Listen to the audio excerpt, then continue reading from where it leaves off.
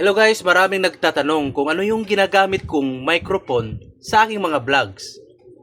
Tara, pakita ko sa inyo at i-recommenda ko sa inyo itong Boya V10 V20 wireless microphone.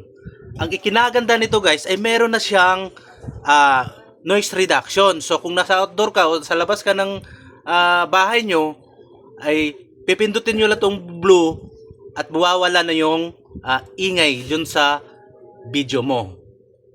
Ngayon, ikumpara natin yung walang mic saka merong mic. So ngayon, hindi tayo naka-mic. Ngayon, bilalagay na natin to. Let's go! So ayan guys, eto na.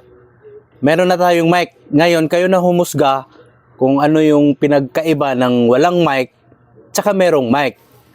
Perfect pala ito sa mga nag-uumpisa pa lang mag-vlog. Kasi bukod sa maganda yung audio quality niya, mas mura pa kaya doon sa ibang mga brand. Kaya tiwala ako dito sa Boya. Ilang taon ko na itong ginagamit. Siguro mga 5 years ko na itong ginagamit. Puro Boya lang ang mic ko. Tingnan mo naman yung audio quality. Maganda pa rin. Kaya i-check out mo na yan. Add to cart mo na.